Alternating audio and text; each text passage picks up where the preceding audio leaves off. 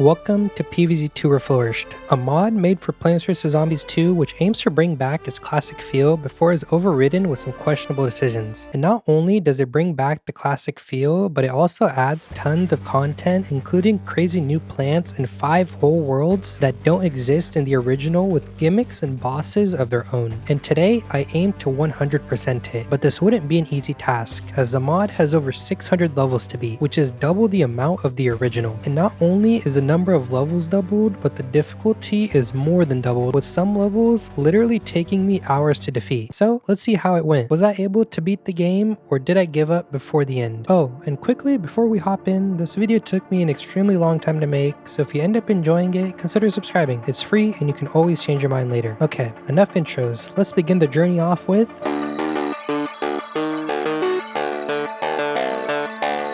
Ancient Egypt starts off the normal way with the most basic of plants in our arsenals and the most basic of zombies to go up against. And there are some things that I should explain before we get too far in, because I know that there are some people who've played PvZ2 Reflourished before and are questioning why I'm doing these levels. Because if you didn't know, PvZ2 Reflourished at the start gives you 2 options. One option, the one I chose to go with, is to start from the very beginning. And the second option that I know a lot of other people choose to go is just playing the new levels that they added within Reflourished. And honestly, that's fair, but I chose to go with the first option because I wanted to get the entire experience of the game. And for the people that are completely new to Reflourished, I should tell you what I mean by new levels. And the easiest way to put it is to think of every world as 2 parts. There's the first part, which is the basic game that we get in normal PvZ2, and then there's a second part of each world that was added in Reflourished, which comes with a ton of new challenges and is much more difficult than the first part. But the new levels don't just consist of these second parts of each world, because there is also 5 more different worlds in PvZ2 Reflourished than there are in the base game, but you'll see those when we get there. And that was kind of the normal explanation that I wanted to give you guys so you had an idea of what was happening. Because to start, I'll be beating the entire base game and then coming back to the second part of each world afterwards. And I'm going to be going over the base game pretty quickly, only stopping at the important areas because I know that most of us are already familiar with it. And Ancient Egypt is pretty simple, with another puzzle level being on day 23, which afterwards we fight the first boss of Ancient Egypt, in which we'd lost a lawnmower in the bottom lane to a couple of zombies who made it pretty far, and things got even scarier as Zomboss's health was almost completely down, but there was a Gargantuar in the bottom lane terrorizing my plants. But Zomboss actually came in clutch for us because it took out all of its own zombies, and I was able to place down a repeater, plant fooding it afterwards to take out the rest of Zomboss's health, giving us the trophy for the first part of Ancient Egypt. And one of the best parts about Reflourished is that there's no microtransactions and you're able to get gems from fighting bosses of each world. And you'll see that I make use of these gems to buy some pretty important plants later on. But for now, instead of moving on to Pirate Seas, I'd actually seen that I was able to get a snow pea if I beat 2 more levels in Ancient Egypt. So on day 26, I planted a ton of twin sunflowers paired up with repeaters and bok choys, and of course the very important iceberg lettuce who I'd plant food whenever the bigger waves came in. And using this strategy, we're able to take down day 26. Day 27, you kind of start to see the creativity spark in, because in this level we had to collect 9,000 sun in total, and that honestly feels like a pretty insane number to try and reach. So I knew that all of the sun that I was collecting in the beginning I was gonna have to use to just spam twin sunflowers. But as the day kept on going on, I started to realize that this was a pretty long-winded level, and I didn't need to plant more than 2 columns of twin sunflowers, because before we even made it to that second big wave, we already had 5,500 sun, eventually making it to that 9,000 mark. And now our main problem was going to be the final wave, because I knew that I'd have a ton of zombies, so I sold my twin sunflowers in the very back and replaced them with repeaters. And as the final wave came in, I was thankful for the decision I made, because we instantly took out all of the sandstorms that were sent in. And for most of the other zombies, I just used a plant food on an iceberg lettuce. And with the help of all these plants, we unlocked.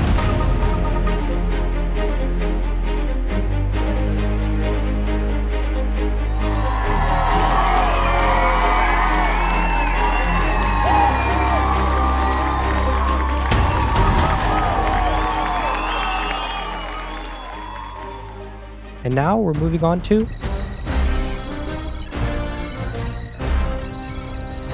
The first part of Pirate Seas is also pretty similar to normal, besides some levels, more specifically day 3 being a coconut cannon level. But after that, we go back to normal and you kind of start to see the Snow Pea is basically in every level that I play against. And that's mainly due to the reason that's just an overall good support plant. But even while being a supporting plant, it's a really good attacker on its own as well. Dealing 20 damage with its normal shots, which is basically the same as a normal pea shooter, it also has a 15% chance to shoot a faster and stronger pea that's named the Frosty Pea. And this Frosty Pea does 30 damage, but even better, it can freeze zombies in a small area around it, in a way acting like a mini melon pole with this freezing effect. But moving on to another part of the Pirate Seas, we had day 18 where we weren't given any sun producers and had to count on the sun falling from the sky. And at the same exact time, we weren't given an option to choose our own plants, so our arsenal consisted of a pea shooter, repeater, iceberg lettuce, spikeweed,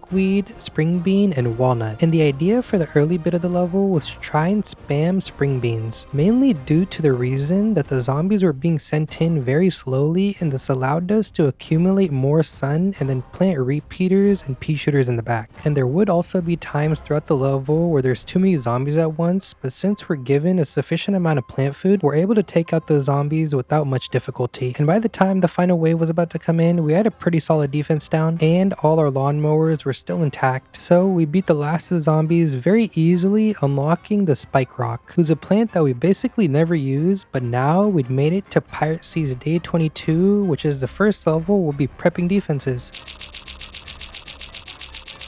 And combining the Snow Pea Shooter's slowdown with the Bloomerang's Pierce, with the added bonus of 2 3-peaters and the walnuts, we defeated all of the enemies very easily, defeating day 22. Day 24 of Pirate Seas, we have to defend these 3 spring beans, and this is almost the same as the normal PvZ2 level, but in the normal version, we only have to protect 2 spring beans instead of 3. So it can be a little difficult to try to micromanage all of the spring beans to try to keep them alive, but we're able to win pretty easily, defeating all the zombies and unlocking Cherry Bomb. And we had now also made it to the end of the first part of Pirate Seas where we have to fight Zomboss. And truthfully, this fight ends up being pretty easy because we're given so many coconut cannons to work with. And if for some reason the zombies start getting too chaotic, we can just use our plant foods on the Snapdragons, which clear them out very easily, while at the same time doing an insane amount of damage to Zomboss's health as well. And using this strategy, we're able to beat the Plank Walker very easily, unlocking our second trophy. But before we move on to the Wild West, we'd actually accumulated enough gems to buy a plant. And since it's the main highlight of the thumbnail, it's only right that we buy this plant. So joining our team we have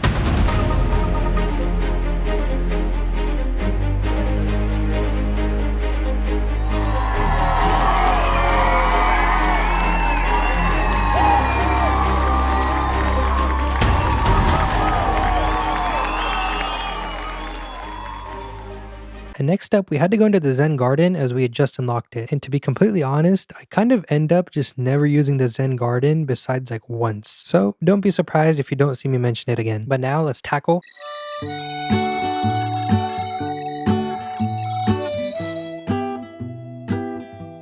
the first level of the Wild West. Was pretty simple because it sends in the most basic zombies, so I used it as a testing ground to see how good the Solar Pea was, because I was aware of its abilities and knew that it had 2 different modes. One was this normal mode where it just shoots straight at the zombie in its lane and it can take out the zombie in 3 hits. But then if you click on it, it turns into a mortar and shoots 3 shots at any zombie that's on the map. And from the looks of it, it seems that the shots do the same amount of damage as its normal mode, but shoot a lot slower. And just seeing how the plant operated in this level, I knew it was going to be one of my favorite plants in this entire challenge, because you don't really have to worry about where you have to place it and can just turn it on to mortar mode. And with its pretty high damage, it can take out most zombies with ease. Wild West Day 4 is one of the puzzle levels where you're given a plant every wave, and then using the plants that you have placed down, you have to try to beat the zombies that are sent in. And it goes through several waves, giving you pea shooters, split peas, repeaters, and lastly 3-peaters wranglers to go up against all the zombies. And as long as you play your cards correctly and have at least one split pea on the track that can reach all 5 lanes, you should be good. Because the only scary thing can be the dynamite zombies, but if the split pea is able to hit in every lane, they won't be a problem. In doing this, we're able to beat all the zombies, unlocking the chili bean, another plant that I don't really use at all. Day 6, though a pretty easy level, I thought that I should still mention it because it was the first time I used the plant food on the solar pea, which is basically a laser like the laser bean that deals 1600 damage. But passing all the easy levels, we had now run into day 18, which was first to prepare your defenses level.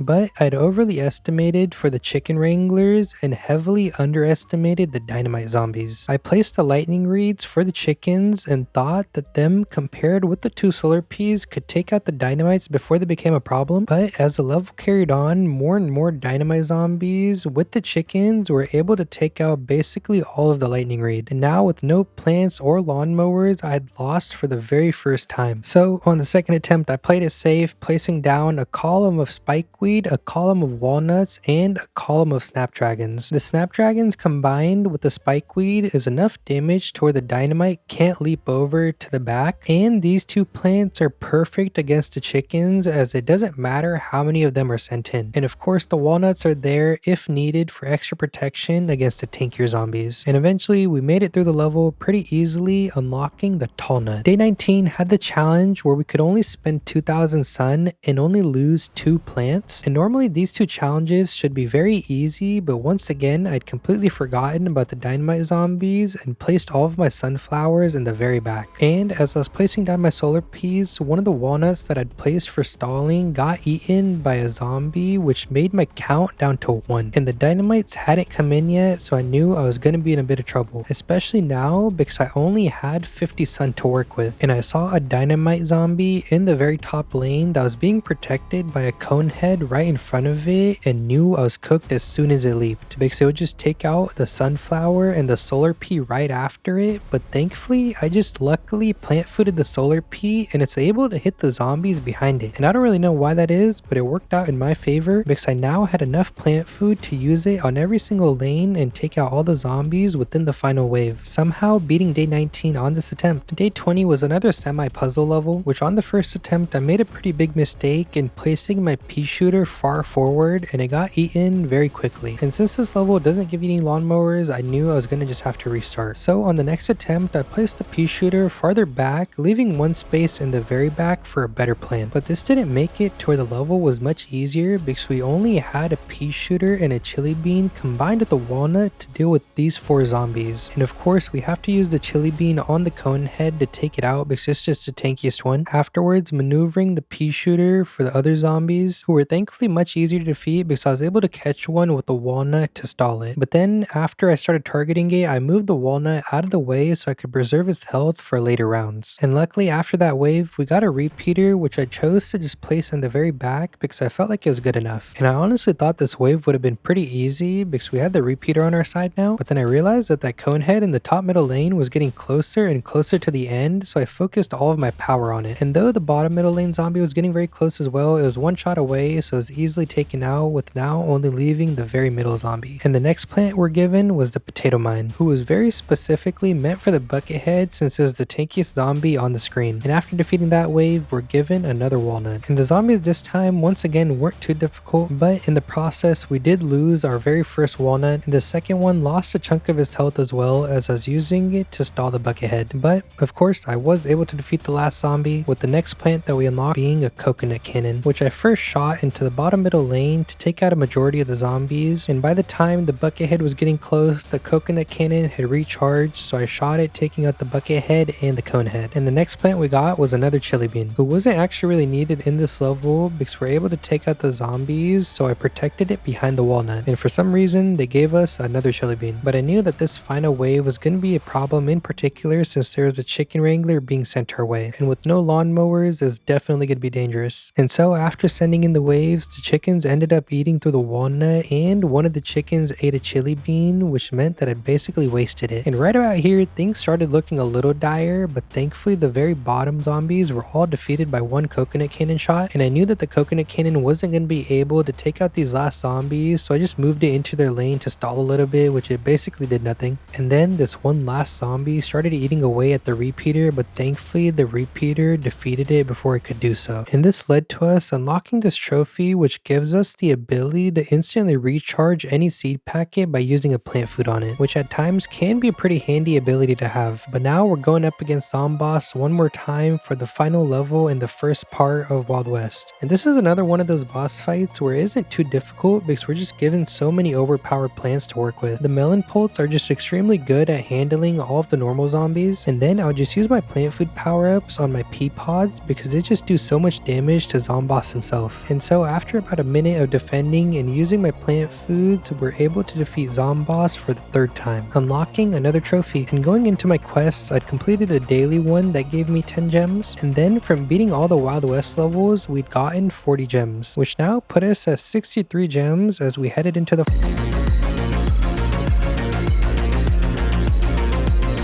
far future holds no special surprises, with of course the addition of the power tiles and a pretty strong plant, Laser Beam. There were a couple of special levels which forced me to use the magnifying glass as my only attacker, but spamming down a ton of sun producers, these levels weren't much of a threat either. Some levels like day 21 had challenges where I had to accumulate 5,000 sun but was only allowed to plant 16 plants. So the main strategy here was filling up the 4 red tiles with sun producers and then using the plant food on them, which allowed us to get to that 5,000 sun mark by the time we're halfway through the level. And of course, after meeting that mark, we didn't really have any use for the sun producers anymore, so I started shoveling them and replacing them with solar peas, which allowed me to defeat the rest of the zombies and day 21, with next step being the Zomboss of Far Future, who is one of the more tankier bosses, and rightfully so because it has plants like the Laser Bean and the Citron to go up against. But even with its tankiness, Zomboss wasn't really much of a match for our plants, and so we acquired the next trophy.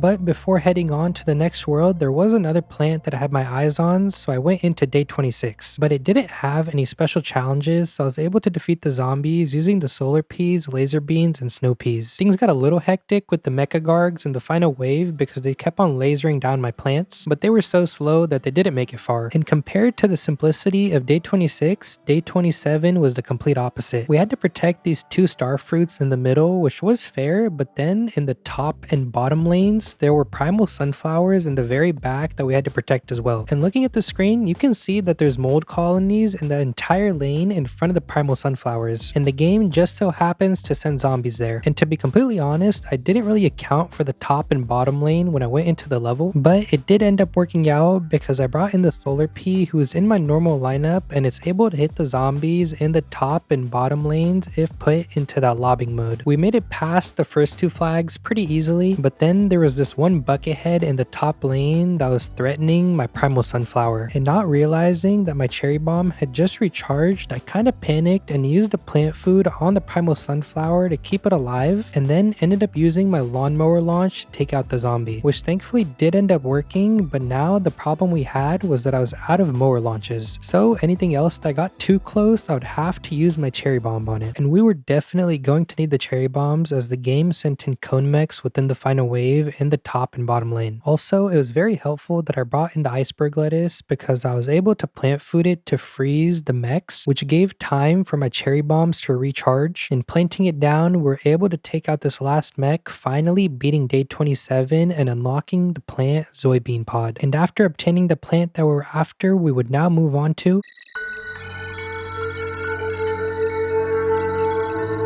But before we tackle any levels in the Dark Ages, I now had a surplus of gems and decided to bring in a plant that we're all pretty familiar with. So joining us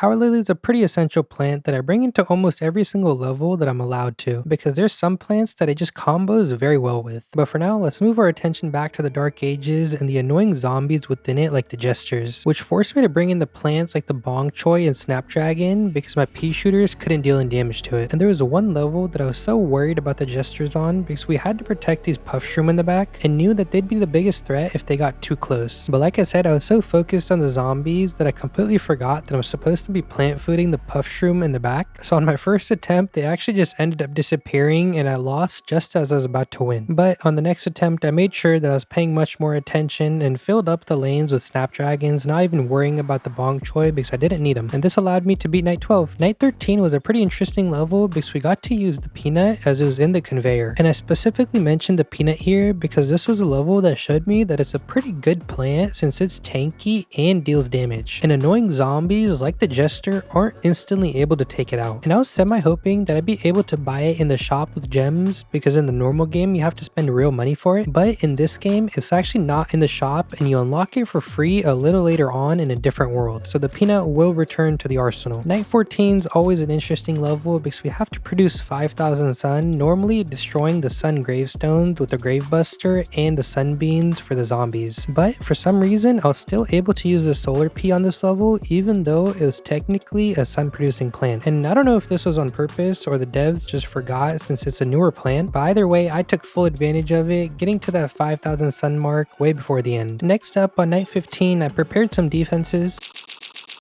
going for tall nuts as my defensive plants as they have a pretty significant amount of health, and my attackers were mainly Snapdragons with 2 tile turnips underneath the top middle lane and bottom middle lane Snapdragon. And those were there mainly for the final wave where there's just too many zombies and they're able to clear them out with 1 plant food. Night 16 we get to use the Magnet Shroom, who I personally don't use too much, but it does make a slight comeback in a later world that's named the Steam Ages. But for now we're on the first Zomboss fight of the Dark Ages, and this fight started off pretty horrifically with a Dragon Imp in the top lane eating away at all of my plants and taking the lawnmower that was in that lane. But then as I got more and more peanuts, they were able to hold off the zombies while the Fume Shrooms in the back were able to deal damage to them. And this combo, though not without scary moments, was able to handle most of the zombies. And if for some reason the zombie, mainly the Gargantuars, were getting too problematic, I would just plant food my Fume Shrooms to send them all the way back. At the same time, dealing a pretty decent amount of damage to the dragon. And after a pretty long-winded battle in which I ended up losing most of my lawnmowers and almost ended up losing in the very top lane, a plant food on a Fume Shroom saved me, taking out Zomboss and defeating all the zombies, handing us another golden trophy. And with this victory, we move on to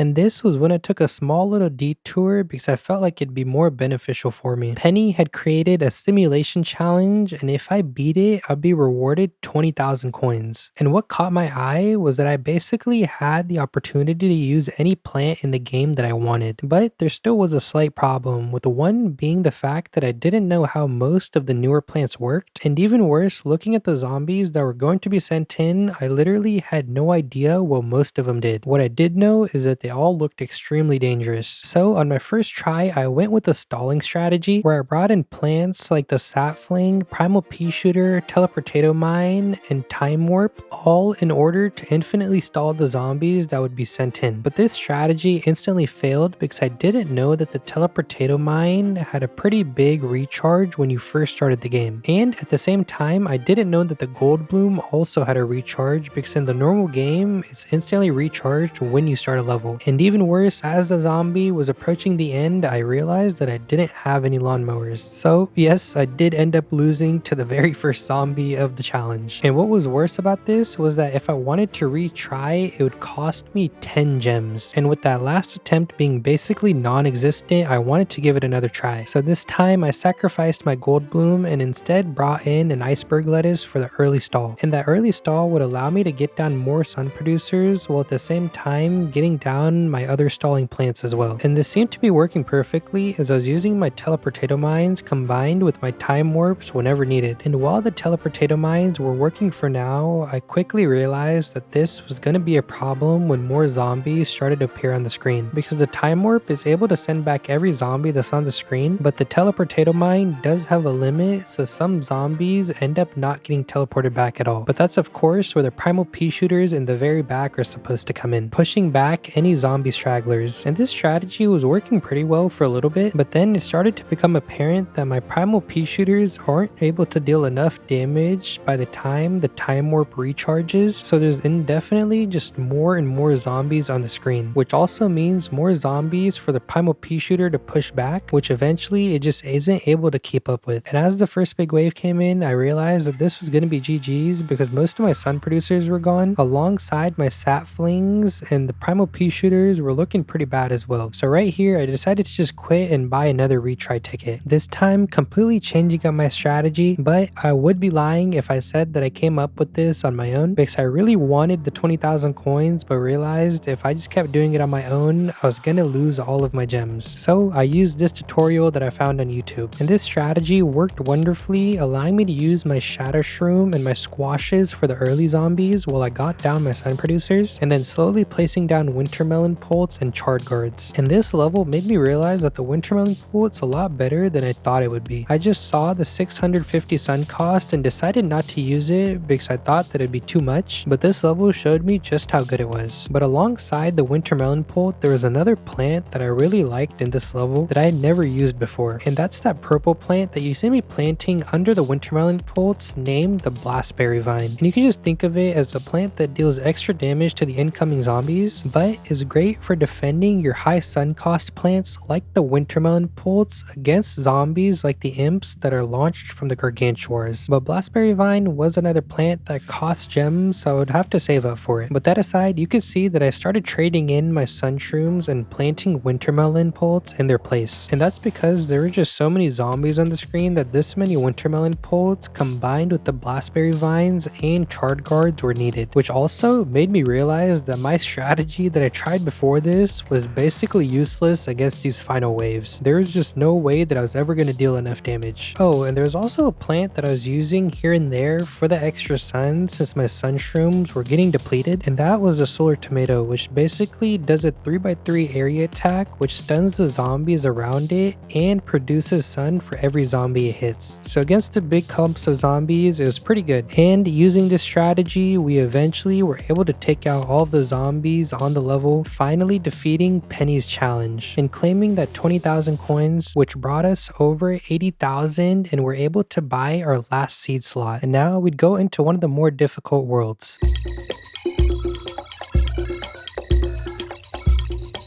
And though I just mentioned that it's one of the more difficult worlds, it actually wasn't that difficult for the first part because we already had some pretty solid plants to go up against all the zombies as they move pretty slow through the water. And the only levels that would be a little problematic would be the ones where I couldn't choose my plants, like the bowling bulb levels, where sometimes zombies like the buckethead in the top lane would get a little too close to the end, but then RNG would come into my favor and we'd defeat them. There was also another conveyor level where we're only given homing thistles and iceberg lettuces, and all the zombies sent in are the surfer zombies, which makes it look like that you're being overwhelmed by the surfboards. But since the homing thistle completely ignores them and targets the zombies in the back, they aren't much of a problem. And also the homing thistle's plant food is able to take them out if need be. But then you run into this level, day 25, where you can't spend more than 3,500 sun and have to defeat 10 zombies in 5 seconds. And the problem here isn't defeating the 10 zombies, but it's more so the 3,500 sun limit. And at first I brought in this lineup composed of twin sunflowers,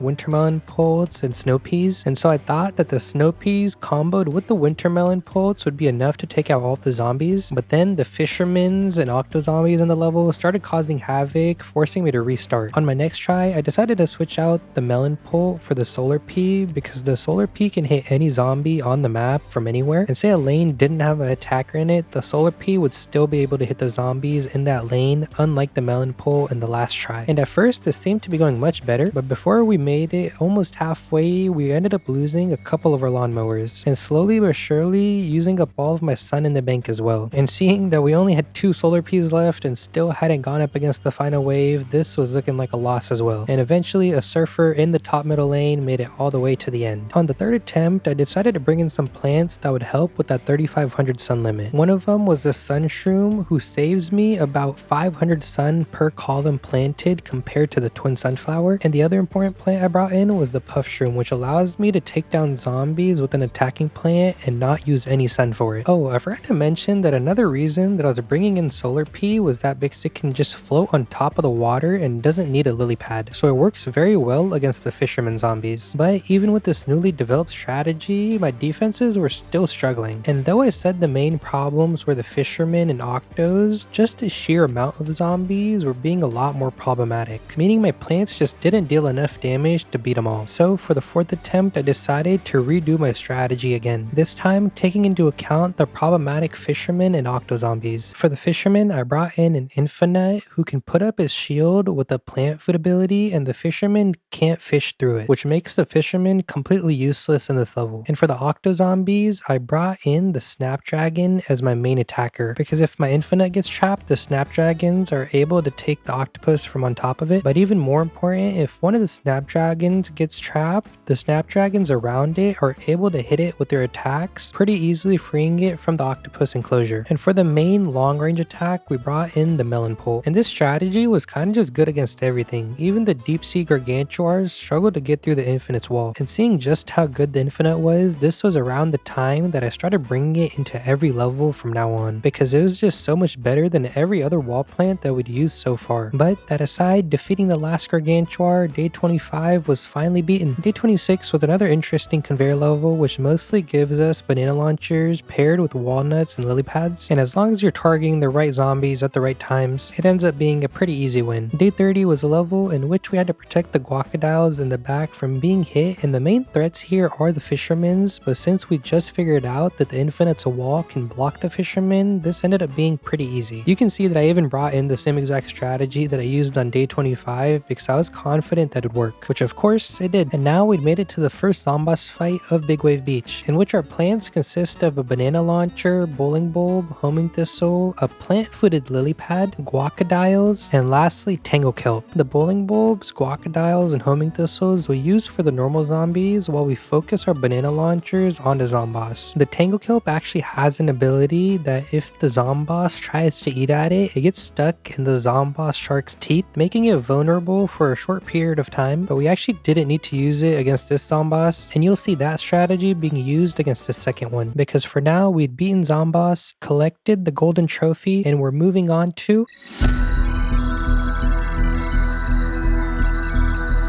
But before entering the world, we actually had 80 gems and we needed to add a pretty important plant to the arsenal. So let's welcome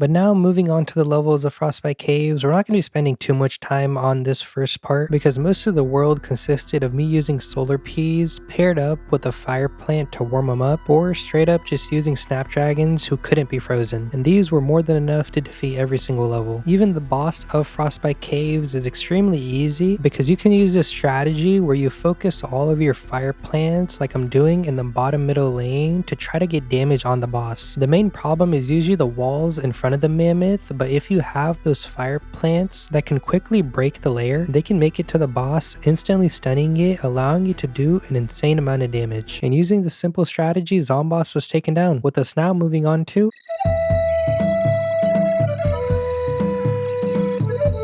Lost City is another world that's pretty simple because we're given the gold leaf tiles to use on basically every single level, and normally you can struggle against zombies like the umbrella or the shovel zombie, but since Solar P has the ability to hit them both, it ends up being pretty easy. There actually was one problem I ran into on day 23 of Lost City, and that was just the insane amount of zombies sent in at once. And so my Solar Peas combined with my Snow Peas weren't enough, but since we made it to the final wave and all the zombies were now on the map, my lawnmower Moonflowers took them all out. There was also one, I guess, important thing discovered in Lost City, and that was that Red Stinger is a pretty good plant, and if needed on some more difficult levels in the future, it could definitely be brought in. But for now, we'd made it to the gondola fight in Lost City, where our defenses consisted mostly of Red Stingers, Aki, Durian, and Stalia. We're also given a couple of Bong Choi, who I decided to place very up front so it can deal constant damage to the boss, and since the plants we're given are pretty strong, we didn't really struggle at all in beating Zomboss and getting the Lost City trophy, with the next step being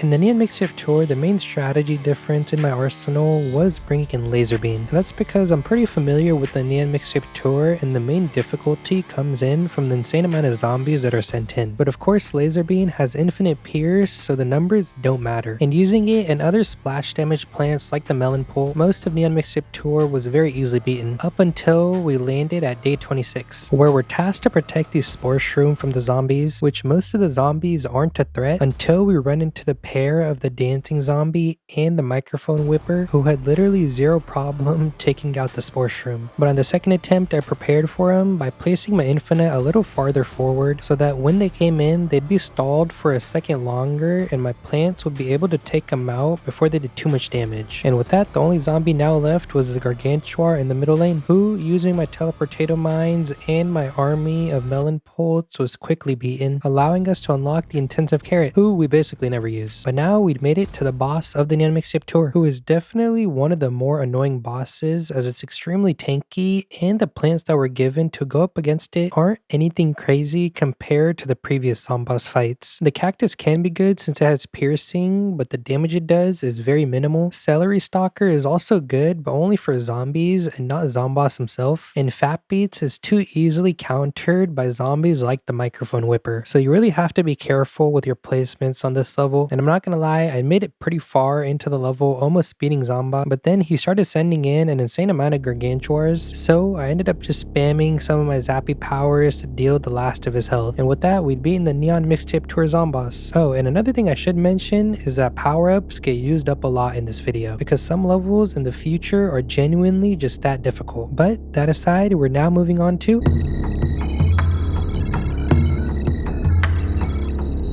the difficulty in the Jurassic Marsh is definitely with the dinosaurs, and they can be very annoying because they end up just kicking the zombies over your infinites. So I was having to plant multiple instead of the normal just one and plant fooding it. And that was especially annoying on day 12 because we could only lose 6 plants, but dinosaurs like the Stegos were launching the zombies over my walls, which allowed the zombies to eat away at my banana launchers. And just to defend my zombies, I would have to plant down a teleportato mine, but the teleportato mine also counts as losing a plant. So this combo in all types of ways was messed up, and by the time we reached the final wave, I could only lose one more plant, and it seemed to be going well until this Gargantuar in the bottom lane launched an imp, which I was prepared for, so I plant fooded the Sunshroom, but apparently they just get one shot by the imps. So it stood no chance and we ended up losing. The next attempt was actually pretty close as well, but this time in the final wave, I realized my mistake and planted an infinite in the lane that the Gargantuar was launching the imp, which allowed me to not lose any plants to that imp. And then with only this one Gargantuar left, my banana launcher was able to defeat it, and we finally beat day 12. We hit day 22 where I prepped my defenses.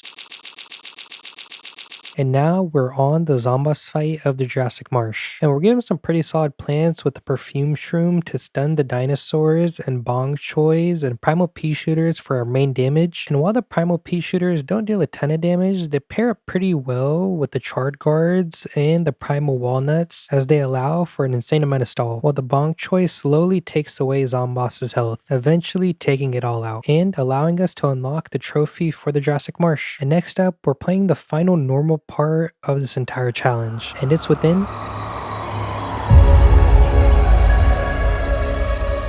And I say normal because after this first part of modern day, all the levels that we play will be new levels, and they'll be much more difficult. But for now, let's go over the modern day levels where I brought in the Moonflower for my sun production, with on this level specifically bringing in Red Stinger and Winter Melon Pulse for my main damage, who very easily cleared out the level. I then added the Nightshades into my arsenal because they just do an insane amount of damage when paired with the Moonflowers, and for the amount of damage they do, they're pretty cheap at 150 sun. Modern day, of course, also has the matching levels, which end up being pretty fun as they add a sense of variety. But as I made it back to the normal levels and unlocked the Dusklobber, I instantly put it into my defenses, because it ends up just being really good against any zombie. And of course, I was always bringing in that Snow Pea for the slowdown, which just added to the effectiveness of my other plants. And you might have noticed that ever since I unlocked the Teleportato Mine, it's basically been in every single level. That's because it basically became one of my favorite plants. Like if a zombie is getting too close to the defenses, you can just use the Teleportato Mine, sending them all the way back and dealing an insane amount of damage to them. And it's especially extremely strong in the early game of each level because it allows you to get down all your sun production and any early plants that you want. And honestly, if I didn't have it in my arsenal, I would have lost so many more levels, especially in the newer levels. But enough Teleportato Mine glaze, because now we have 3 zombosses to fight in a row for modern day. The first one was the Sphinx from ancient Egypt, who stood no chance against this insane amount of defenses that we had down. The second one was the far future boss, who definitely wasn't difficult, but it was a lot more annoying since it had so much health and the only plants we're given were puff shrooms and fume shrooms. But thankfully we were given power tiles as well, so the damage did exponentially increase as the level went on, with us eventually taking down the boss. And the third and final fight was thankfully the easiest one, with the Mammoth from modern day, who I tried using that strategy against that we used the first time, but the level was only giving me 2 fire pea shooters to work with, so I couldn't fully execute it, which made the level much longer. But the level itself wasn't too difficult because we just had so many plants, and we were eventually able to take down the Mammoth as well, which gives us a taco with a waffle on it, and Zomboss tells Dave to give up on his dream of that other taco. And this taco with the waffle on it excites Dave, but there's a bigger problem at hand as Zomboss implies that he's going to be back. And back he was in...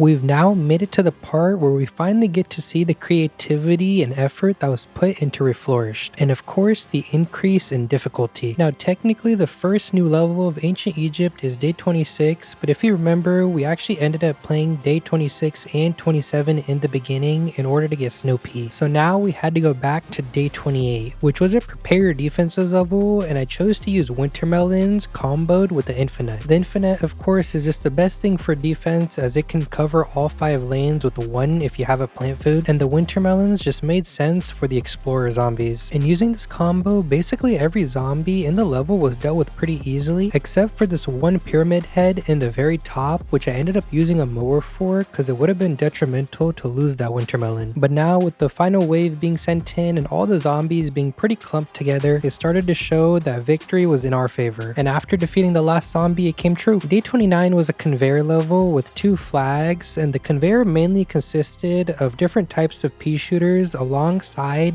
bowling bulbs and lightning reeds. We're also given walnuts, which looking back I could have used much better because those zombies in the bottom lane were getting pretty far. But even when I was placing my walnuts, they'd instantly get taken out by zombies like the explorers or the gargantuars. And day 29 really showed the difficulty increase in the levels because the zombies here were relentless. They consistently just kept on coming in big clumps, and the plants we're given weren't really the best. But as we're approaching the final wave, I had one idea in mind and knew which plant that I needed to depend on with my plant food. And that plant was the bowling bulb, because I knew that its plant food power up was extremely good against big groups of zombies. And good it was because it basically took out every zombie that was in those top 3 lanes besides the one gargantuar and pyramid head, who of course I was able to take out using another bowling bulb. And then for the bottom lane, I placed down a coconut cannon, plant fooding it, sending all the zombies back, all the while dealing an insane amount of damage, leaving now only the gargantuar, who I could just infinitely stall with all the iceberg lettuces I was being given, and then I had the coconut cannons to deal with it. At last, beating day 29. Day 30 was also interesting, bringing back the MVP from day 29, but this time we had to protect him. And they kind of ended up working against us this time because they didn't let me stall the first waves to plant my sunflowers. And though I tried my best to get at least a column down, I had to quickly start start planting my defenses at the same time because I knew otherwise I'd be overwhelmed. And seeing just how many zombies there were on that last level, I got a little scared and brought in some pretty heavy hitters like the laser bean and wintermelon pole. Laser bean of course has the infinite pierce, so the number of zombies don't matter, and wintermelon basically has the same infinite pierce in a 3x3 radius, but its main focus for me was to try and slow down all the zombies. And like usual for my defensive plant, a single infinite would suffice. An infinite can be a little risky to bring into a level if that level doesn't give you a plant food, but if you remember, I of course bought the power lily from the shop, and this was the main reason I did so. It guarantees that I always have an infinite with the plant food up, and though the power lily's main combo is with the infinite, it can also be used on any other plant, and it's extremely good with the shadow shroom because the shadow shroom can just poison all of the zombies on the map, slowly killing them, ignoring all of their armor. And as you saw, I just completely wiped out the final wave and beat day 30. Day 31 was another pretty different level where we had to destroy 50 gravestones, and this challenge is pretty interesting because it forces me to bring in plants that I usually never bring in, like the gravebuster, and at the same time I couldn't bring in any extremely heavy hitters because if I took out the zombies too quick I wouldn't complete the challenge. So of course at first I stalled as long as possible while getting my sun producers down and grave busting any gravestones, and for my main attacker I brought in the lightning reed. The lightning reed in my mind was a pretty good pick because it would target the zombies but at the same time hit the gravestones as well, basically creating a balance of not being overwhelmed by the zombies but also not killing them too fast either. And I did start to worry a little bit as we approached the third flag and we had 18 gravestones still left to destroy, but as we got closer and closer to that final wave I realized that it wasn't going to be too much of a problem as we're now down to 6, and within the final wave we got the challenge done. But you might have realized something that was a little different with this level, and if you look in the back you'll see that I didn't have any lawnmowers, and that's because once you get a little farther into the levels of each world they take away your lawnmowers, and I think the main reason was just to make the levels more difficult, which makes complete sense because honestly normally the lawnmowers are very overpowered and can sometimes make some levels boring, and I was definitely looking for a challenge, so this was very welcome. But that aside, beating the last gargantuar, we had beaten day 31 and unlocked squash, another plant we basically never use. Day 32 has this setup with the iceberg lettuce and a squash in the middle lane, and it's to introduce this torchlight zombie. You can think of the torchlight zombie as sort of a tankier and speedier explorer zombie. It has almost 3 times the health of the explorer, going from 250 to 650, and it's literally twice as fast with the speed being 0.5 compared to the explorer zombie's 0.25. Definitely a menacing zombie to introduce as the explorer was already bad enough, but lucky for us we did have a couple of options to deal with it, with one being the OG iceberg lettuce and 2 being our snow pea. You could also count the wintermelon, but it's so expensive that it ends up not being worth it and a little bit risky just because sometimes you might not have enough sun. And for day 32, once we had our snow peas, laser beans, and our singular plant fooded infinite, it was starting to look like an automatic win. But there was just one problem, and that was the gravestones, because this torchlight zombie in the bottom middle lane got pretty far because the snow pea couldn't hit it. But since we did have a double laser beam down, it only ended up taking out 1 twin sunflower. And as soon as I got down that second full column of laser beams, it was looking pretty good. But as the final wave got sent in, things got a little hectic because in Reflourished, the sandstorms can carry tankier zombies like the bucketheads. And since a couple of bucketheads were sent in pretty far forward, they ended up taking out some of my laser beams. And luckily, I did have my teleportato mine, so I was able to come in clutch taking out the zombies that were getting too far ahead. And I did also have the squash to deal with some of the other remaining ones, which slowly but surely dwindled the numbers of the zombies. And we had beaten day 32. Day 33 was a pretty crazy one because we had to defend these 4 iceberg lettuces with a banana launcher in the very back, and the only plants aside from the banana launcher that we could use to deal damage were a primal potato mine and a normal potato mine. And then we also had 4 iceberg lettuces to stall the zombies. This was definitely one of the more annoying levels, but it was so creative that I couldn't be mad at it. And there's not really much to say about this level besides that you just want to be always freezing the zombies because it gives time for your banana launcher to come back, and it also gives you time to think about where you want to place your primal potato mines and normal potato mines. For my primal potato mines, I always tried to place them in the top middle lane or bottom middle lane to start off, and always towards the back, and they kind of just served as the last line of defense against the zombies. And for the normal potato mines, there wasn't really much of a strategy that I used. I kind of just placed it wherever it was needed. The banana launcher, there wasn't really much of a strategy to it. I tried to just take out as many zombies as possible with it, and this gargantuar in the final wave seemed a little threatening, but as soon as I got down 2 primal potato mines in that middle lane and plant food in my banana launcher, it was easily dealt with, and we beat day 33. Day 34, we went back to normal, being able to choose our own plants, but this time the top 3 columns of the map had mold colonies on them, which wasn't really that big of a problem as I rarely plant any plants there. But I did completely forget to mention one thing. If you look to the left, I have the solar tomato, which I bought with gems earlier on, and you might have noticed that all of my coins suddenly disappeared whenever we entered the new levels, and that was because I spent all of my coins on a sun boost, which basically gives me more sun at the start of the level. And like I mentioned, day 34 was pretty simple, with me just using laser beans and primal sunflowers comboed with winter melons and an infinite. And some of you might be wondering why I placed the primal sunflowers in front of the laser beans, and that's because the primal sunflower is much tankier than any other sun producer, having 3 times the health of a normal sunflower. So it's sort of just an extra layer of defense for my laser beans if the zombies get too close. And as we approached that final wave, I'd gotten down a full column of winter melon pulse, and just to defend them, I placed a column of primal sunflowers in front of them as well. And this honestly worked pretty well, as sometimes the zombies would get past the infinite to wall, and since I had my primal sunflowers defending, my winter melon pulse would survive, which in my opinion is a pretty good trade-off. But now, as the final wave only had this gargantuar left, I kind of infinitely stalled it since I had so much sun left over, eventually defeating it and beating day 34. But now we made it to the final level of ancient Egypt, where we once again fight Zomboss, and this time the Sphinxinator looks a little bit more evil, and I don't actually know if this Sphinxinator deals more damage or if it has more health than the first one, because the almanac doesn't really give specifics on it. But what I did know was that this time it was sending in zombies that were much more dangerous, like that torchlight zombie and the pyramid heads, and even worse, we didn't have any lawnmowers, so I always had to stay hyper focused, making sure there weren't any leaks, because even if one lane got leaked, I wasn't gonna have a second chance. And thankfully the arsenal of plants we're given here was pretty good, with mainly the snow pea and the primal pea shooter being able to stall basically all of the zombies, slowly but surely allowing us to defeat Zomboss and his Sphinxinator for a second time in ancient Egypt. And our reward was gems, which I'll gladly take. And now we're sailing off to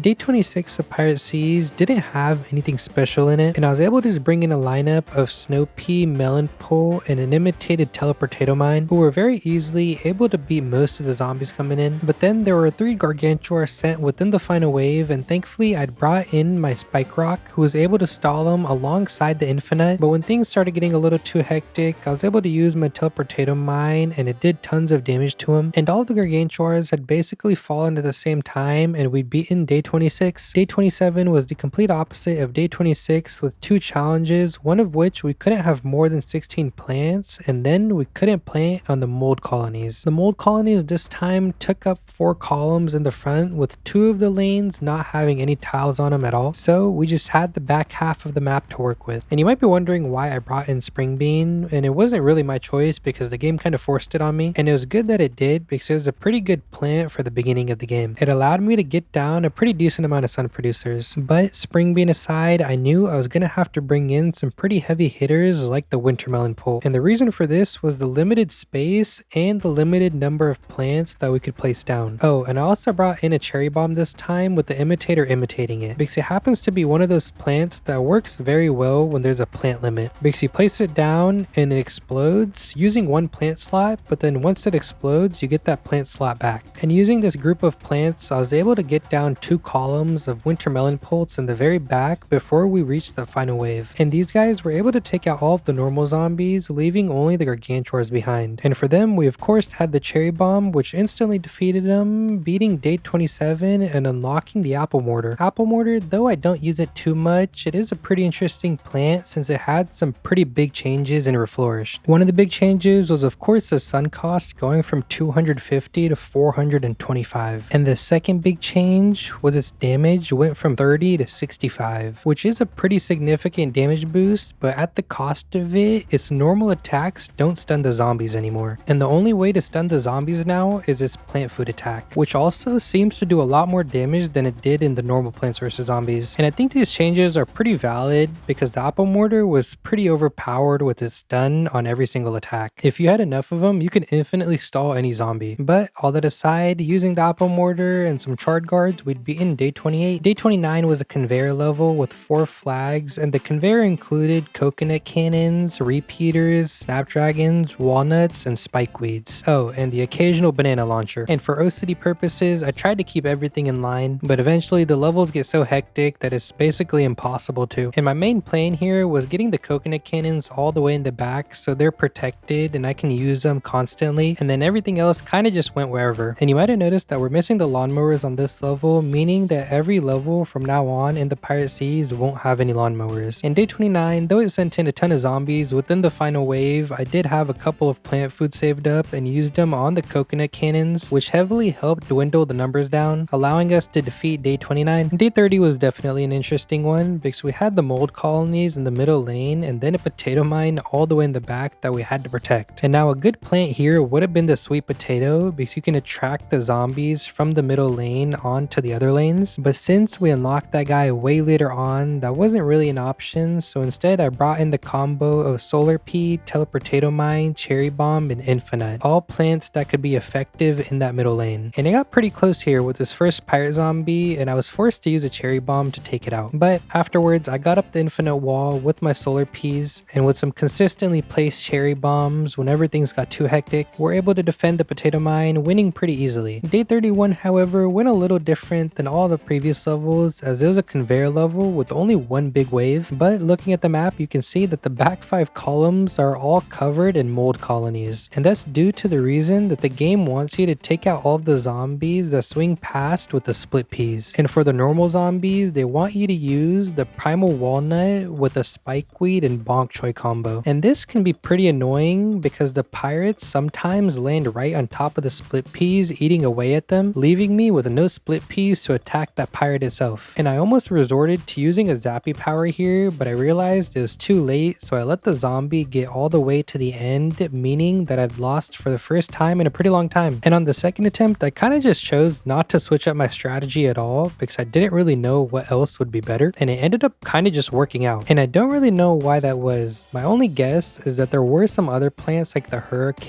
and Stunnion that I might have just used in better positions than last time, which allowed me to take out the zombies more effectively. But either way, we beat day 31 and unlocked the Iceweed, another plant I don't use too often because I just prefer the Snow Pea over it. Day 32 was another interesting lineup with some garlics that we had to protect, but the game also gave me aloe veras to plant behind them. But more importantly, there was a new zombie introduced, which was the pelican zombie. And this pelican zombie is basically like the seagull zombie, but 2 times as fast. And that's really the only difference, as its health is exactly the same. And since I basically always have the infinite wall up, they aren't much of a problem most of the time and can be easily taken out using the blower if needed. There were some barrelhead zombies towards the end that got a little annoying, and these guys are basically like the pyramid heads of ancient Egypt. And I think I forgot to mention in ancient Egypt, but these guys have double the health of a bucket head, so they can be pretty problematic if you don't have plants that deal enough damage. And this one in the bottom lane would have made it to the end, but thankfully I had a cherry bomb which was able to defeat it, and we beat day 32. Day 33 I was pretty excited for, and I know any other avid PvZ2 player would be as well because it has that same lineup as day 22, but the difference this time is that it's not a prepare your defenses level. In the normal day 22 you can kind of just cheese using the spikeweeds or spike rocks, but this level has the pelican zombies, so that wouldn't work, and since we have no lawnmowers it's even more difficult. But you can see on the screen that my answer to all of these problems was the snapdragon. It's able to hit every single zombie that's sent in the level, and it doesn't matter how many of them are sent in. And since they can't be tanky zombies like bucket heads because those guys just can't get over the water, it basically meant that it was a guaranteed win for the Snapdragons. But even better, as the final wave was coming in, I used a blower, basically taking out half of the zombie arsenal, which allowed me to quickly defeat day 33. Day 34 I knew would definitely be a challenge, as we had to protect these flowers towards the front from being trampled on, and I knew that the infinite by itself wouldn't be enough to handle the zombies in those lanes, so I brought in Chard Guard as well. And most of my other plants were the basics, but this time my main attacker was the Red Stinger. There wasn't really any good reason for this, as more so I just wanted to try it out and see how it fared against the more difficult levels. And honestly, paired up with the Chard Guard, it was doing pretty well at defeating all the zombies that were coming in. The flyers, of course, with their low health didn't stand much of a chance, and it was mainly the top and bottom lanes that we had to worry about. And this was especially so on the very final wave, as that top lane sent in a Gargantuar. But using my Power Lily, I'd stockpiled some plant foods, so I spammed them on the Red Stingers on that top lane, and we're pretty easily able to defeat that Gargantuar. Now only leaving a couple of Bucketheads in the bottom lanes, which we took out using the cherry bombs, defeating day 34. And next up, Zomboss was back. And once again, like the Sphinxinator in Ancient Egypt, the Plankwalker in Pirate Seas seemed much more ominous this time, mainly due to its color, but of course we didn't have the lawnmowers this time, and the zombies would be much more difficult. And also our lineup of plants was pretty weird as well, as we're given Fume Shrooms paired up with Apple Mortars and Bonk Choys for the offensive, and then Infinites for the defensive. But as all these are pretty strong plants, I'm not really complaining. I was even given Guacodiles, which act like mini lawnmowers, and you can plant them in the back, allowing them to shoot, but it's just better to use them as that lawnmower because they deal much more damage, and you want to save the space for the other heavy hitters like the Apple Mortars and the Fume Shrooms. And eventually, though sometimes lanes like that top lane got a little hectic, we were able to defeat Zomboss and his Plankwalker 2.0 on our very first attempt, again rewarding us with some gems. And though we did see one loss in the Pirate Seas, things get a little bit more difficult in